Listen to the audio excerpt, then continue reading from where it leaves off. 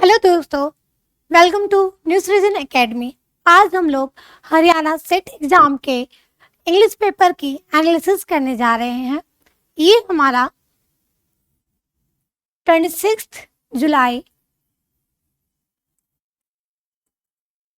Shift 1 paper का analysis है। तो देखते हैं first question. Despite the thunderstorm the old man remained seated on the porch.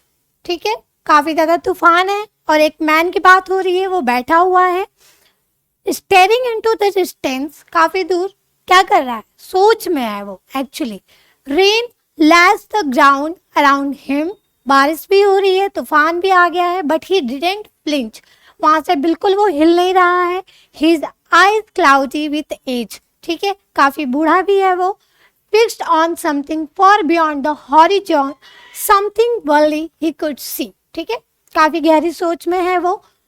The storm was loud, but whatever echoed in his mind was louder. ठीक है, thunder यानी तूफान से भी ज्यादा उसके माइंड में कुछ तूफानी है। ठीक है, किसी गहरी सोच में है वो, जो किसको, थंडर स्टॉर्म को भी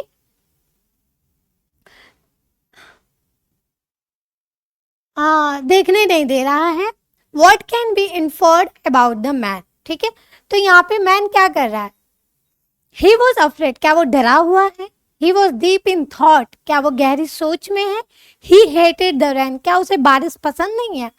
He didn't notice the storm, not attempted, तो of course वो क्या है, गहरी सोच में पड़ा हुआ है। नेक्स्ट क्वेश्चन है, which of the follow best describe the phrase throw in the towel. ठीक है, थ्रो इन द टॉवल का मतलब क्या होता है, किसी चीज से हार मान जाना। ठीक है, देखते हैं ऑप्शंस। टू विन नहीं होगा, टू क्लीन अप, सफाई यहाँ पे बिल्कुल भी मैच नहीं कर रहा, बी ऑप्शन भी रॉन्ग है हमारा। To give up, yes option C सही है, to give up. In which, next question है, in which sequence should the following sentences be arrange to form a cohesive passage. ठीक है, कुछ सेंटेंसेस दिए हुए हैं जिनको मिला के हमें एक पैसेज बनाना है। पहला है, देखते हैं, his parents encouraged him to try again. ठीक है, ये ऑफ कोर्स किसी लाइन के बाद ही आएगा, कोई पेरेंट्स है वो इनकरेज कर रहे हैं किसी को। He failed the mathematics test, he failed the mathematics test, कोई बच्चा है जो मैथमेटिक्स टेस्ट फेल कर दिया है, फेल हो गया है। ठीक है, he studied hard for the next exam, eventually he passed the good marks। तो of course कोई बच्चा पहले फेल हुआ, फिर इनकरेज किया गया उसे, और फिर क्या किया गया, उसने काफी पढ़ाई की और फिर क्या हुआ, अच्छे मार्क्स से पास हो गया। तो हमारा कौन सा ऑप्शन सही है, फर्स्ट हमारा सेकेंड आना चाहिए। तो सेकेंड किस ऑप्शन में है, ये तो होगा नहीं, इसमें है नहीं, ये होगा नहीं, इन दोनों ऑप्शन में सेकेंड दिया है। ठीक है, ये हमारा पहला हो गया। इसके बाद कौन सा सेंटेंस आएगा, ही फेल्ड द मैथमेटिक्स टेस्ट, फिर उसके बाद उसको इनकरेज किया गया, यानी ये है सेकेंड। ठीक है, थर्ड एंड फोर्थ, तो सेकेंड फर्स्ट यानी सी ऑप्शन भी रॉन्ग है, हमारा ऑप्शन कौन सा सही है, D. Fill in the blank with the correct tense. ठीक है, इसे फिल करना है। By the time we arrive the show will start, future की बात हो रही है, has started, not attempted, starts, had started. तो ऑप्शन डी हमारा सही हो जाएगा। By the time we arrive the show had started, show start हो चुका था। नेक्स्ट देखते हैं हम लोग,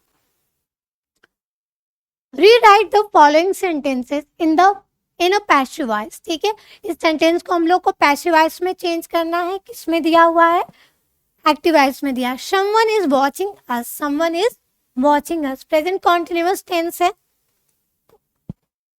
तो इसको चेंज करेंगे हम लोग पैसिव वॉइस में।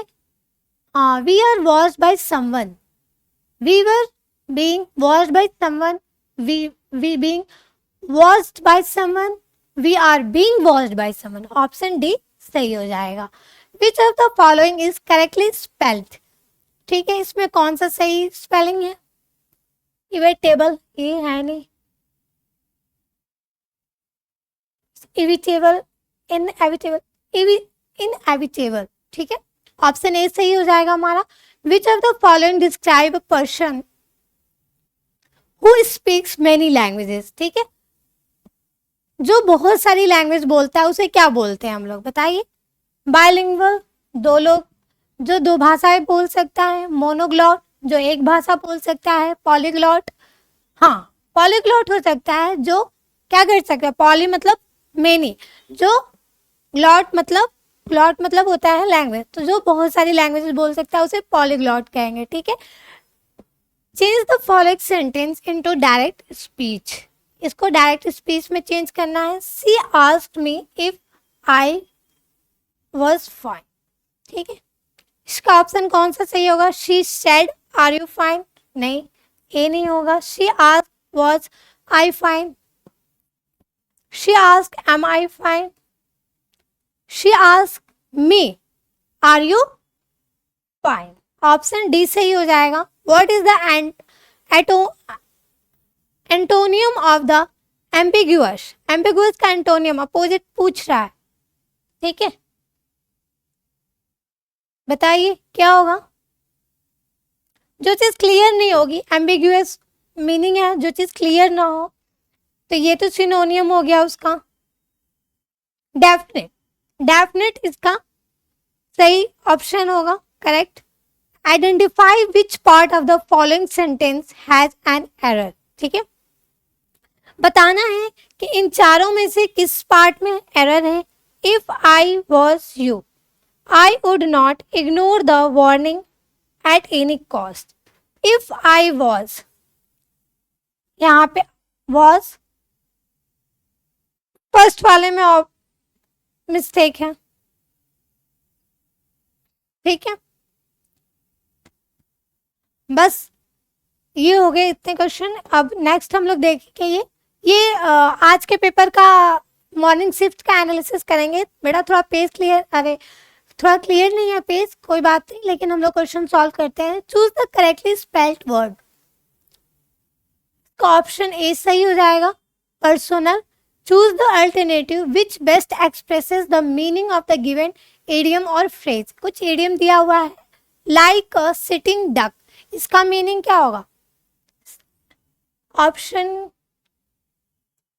Option sleepy, fat, ignorant, lazy, not attempted. हाँ, इसमें ऑप्शन नॉट अटेम्प्टेड होगा, ठीक है। इसका ऑप्शन वल्नरेबल होता है।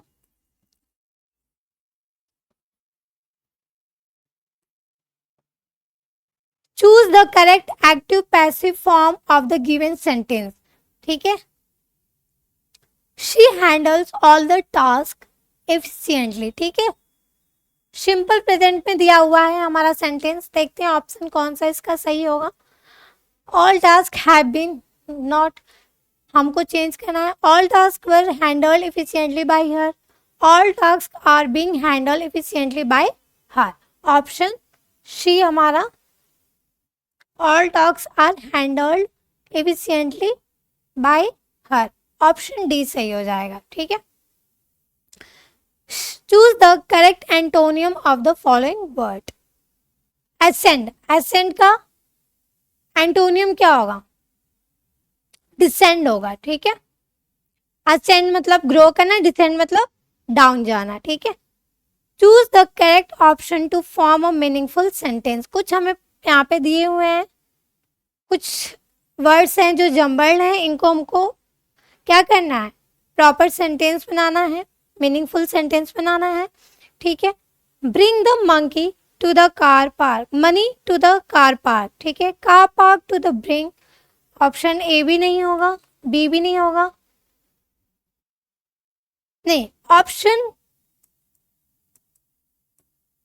Bring the money to the car park, ठीक है, ऑप्शन ए सही हो जाएगा हमारा, ठीक है। 81 क्वेश्चन देखते हैं। Choose the correct indirect form of the given sentence. Sentence क्या दिया हुआ है? His friend said to him, did I not warn you against his beforehand, ठीक है। इसका क्या होगा ऑप्शन, कौन सा ऑप्शन सही हो जाएगा? Option B, his friend asked him if he had not warned him against that beforehand, ठीक है। Choose the correct meaning of the following idiom और एक्सप्रेशंस। पीस ऑफ केक का मतलब होता है इजी और सिंपल, ठीक है। ऑप्शन डी सही हो जाएगा। अ जॉब, अ टास्क और other activity that is easy और simple. Choose the correct synonym of the following word. Pause, pause मतलब होता है रुकना, पॉज मतलब होता है रुकना। यहाँ पे कौन सा ऑप्शन? सेफ मतलब सुरक्षित, स्टार्ट मतलब शुरू करना, ऑफ कोर्स ये दोनों ऑप्शन नहीं होंगे, स्टॉप भी नहीं होगा, स्टॉप, स्टॉप मतलब हो जाएगा रुकना। Choose the correct answer after making necessary corrections, ठीक है। I am angry on you, तो यहाँ पे रॉन्ग है, क्या होगा? ऑन की जगह विथ होगा। I am angry with you. Give one word substitute for the following. The study of plants is called, तो प्लांट्स की स्टडी को क्या कहते हैं? बॉटनी कहते हैं।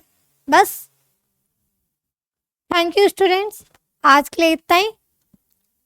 थैंक यू वीडियो देखने के लिए।